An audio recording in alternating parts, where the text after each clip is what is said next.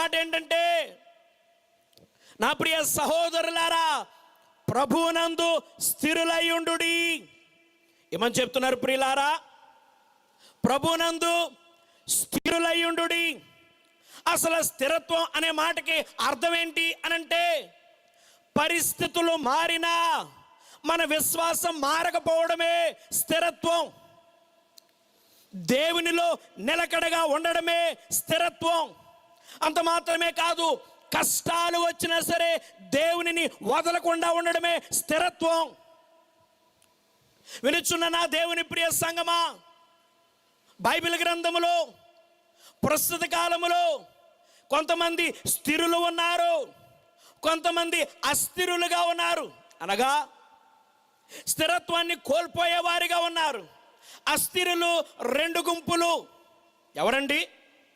అస్థిరులు రెండు గుంపులు. ఒక గుంపు ఏంటండి అంటే, తేలికగా స్థిర విశ్వాసంలో నుంచి తొలగిపోతారు. తేలికగా.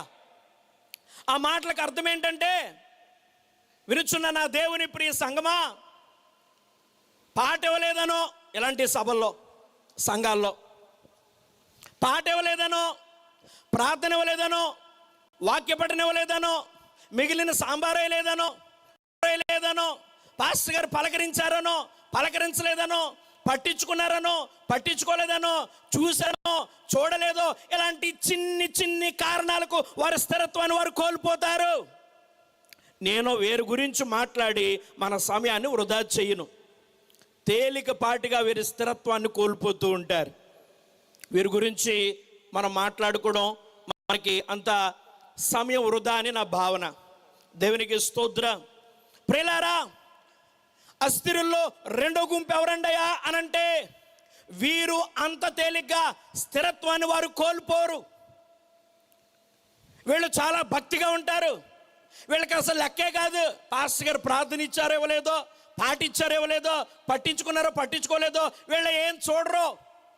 మానకుండా దేవుని మందిరానికి రావడం, ప్రార్థన చేసుకోవడం, పాటలు పాడుకోవడం, సన్నిధి చేసుకోవడం, భక్తి చేసుకోవడం, వీళ్ళలా కొనసాగుతూ ఉంటారు. కానీ వీరు కూడా వీరి స్థిరత్వాన్ని కోల్పోతారు. ఎప్పుడు కోల్పోతారండి అంటే, తట్టుకోలేని భయంకరమైన శ్రమలు వారి జీవితంలో తాండవమాడినప్పుడు వారి స్థిరత్వాన్ని వారు కోల్పోతూ ఉంటారు. అంత మాత్రమే కాదు, ఇరుగు పొరుగు, ఇంటి ముందున్నవారు, ఇంటి పక్కన ఉన్నవారు, తెలిసిన వారు, తెలియని వారు, ఏమ్మా దేవుని నమ్ముకున్నావు, బైబిల్ పట్టుకున్నావు, ఎప్పుడు సన్నిధి సన్నిధి అంటావు, ప్రార్థన ప్రార్థన అంటావు, ఎప్పుడు కూడా ఓ సన్నిధికో పొలమని వెళ్ళిపోతున్నావు, ఏం చేశాడు నీ దేవుడు అని చిన్న మాట అన్నారనుకోండి, వాళ్ళ ఆ స్థిరత్వంలో నుంచి, ఈవెన్ వీళ్ళు కూడా ఆ స్థిరత్వంలోంచి వారు కోల్పోతారు. దేవునికి స్తోత్రం. ఒక మనిషిని కట్టాలి అని అంటే చాలా కష్టం. ఒక విశ్వాసిని మందిరంలోకి నడిపించాలి అని అంటే, ఒక విశ్వాసిని బాప్తిసంలోకి నడిపించాలి అని అంటే, ఒక విశ్వాసిని సన్నిధిలో స్థిరులుగా చేయాలంటే ఆ సేవకుడు ఎంతో కన్నీరు కారుస్తాడు, ఎంతో ప్రార్థన చేస్తాడు, దేవుని పాదాల చెంత గోచాడుతూ ఉంటాడు. కట్టడం చాలా కష్టం, కానీ ఒక విశ్వాసిని దిగజార్చడం చాలా తేలిక. ప్రియులారా, ఒక భవనం కట్టాలంటే ఎంత ఇటుక ఇటుక ఇటుక ఇటుక ఇటుక పెట్టాలి, సిమెంట్ కావాలి, ఇసుక కావాలి, నీళ్లు కావాలి, పనివారు కావాలి, ధనం కావాలి, సమయం కావాలి. ఇవన్నీ ఉంటే తప్ప ఒక ఇల్లు కట్టబడదు. కానీ అదే ఇల్లు కూల్చాలి అని అంటే, ఒక జేసీబీని తీసుకొచ్చి బాబా ఎంతో కొంత ఇస్తాను, ఈ ఇల్లును కూర్చోమంటే ఒక్క రోజులోనే మొత్తం అంతా కూల్చేస్తారు. అంటే కట్టడం చాలా కష్టం, కానీ పాడు చేయడం చాలా తేలిక. ఒక విశ్వాసం, ఒక దైవ సేవకుడు కట్టడానికి చాలా ప్రయాసపడతాడు.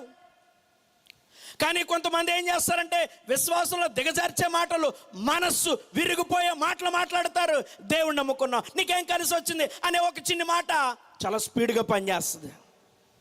ఇలాంటి మాటలకు, కొన్ని భయంకరమైన శ్రమలకు వీళ్ళు ఏం చేస్తారంటే, అప్పుడు దాకా దేవుణ్ణి పట్టుకుని వ్రేలాడిన వారు చివరి క్షణంలో వారు తొలగిపోతూ ఉంటారు. వీళ్ళు అస్థిరులలో రెండు భాగాలు.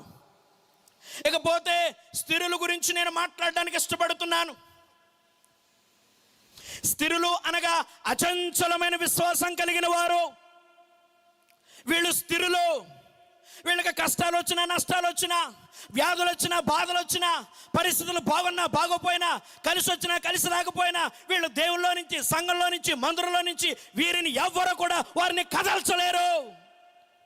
అదే స్థిర విశ్వాసం, అదే అచంచలమైన విశ్వాసం. వీరిని ఎవరు కూడా కదల్చలేరు. ఎన్ని కష్టాలు వచ్చినా వారు పట్టించుకోరు. ఇక దేవుడే దేవుడే అని పట్టుకుని బ్రాలాడతారు. వారిని ఎవరు కూడా కదల్చలేరు. మీరు ఎన్ని మాటలైనా చెప్పండి, వారిని దేవుళ్ళలోంచి ఎవరు కూడా కదల్చలేరు. యెహోవా యందు నమ్మకం ఉంచిన వారు కదలక నిత్యము నిలుచు సీయోను కొండ వలె ఉంటారు. వారిని ఎవరు కూడా కదల్చలేరు. వారిది స్థిర విశ్వాసం, వారిది అచంచలమైన విశ్వాసం. ప్రియులారా గమనించండి, మీరు ఏ గుంపులో ఉన్నారు? తేలికగా మీ విశ్వాసంలో నుంచి తొలగే వారిగా ఉన్నారా? ఏవో భయంకరమైన శ్రమలు వస్తే తట్టుకోలేక ప్రాణమిసికి తొలగే వారిగా ఉన్నారా? ఎలాంటి భయంకరమైన ఇబ్బందులు మీకు వచ్చినా, శ్రమలు మీకు వచ్చినా, వ్యాధులు మీకు వచ్చినా, మీ పరిస్థితులు బాగున్నా బాగుపోయినా, కలిసి వచ్చినా కలిసి రాపోయినా, దేవుళ్ళే స్థిరమైన స్తంభాలుగా మీరు ఉండడానికి మీరు నిశ్చయించుకున్నారా? మీరు ఏ గుంపులో ఉన్నారు అని దేవుడు తన వాక్యం ద్వారా మిమ్మల్ని ప్రశ్నిస్తున్నాడు. ఈ మధ్యాహ్న కాల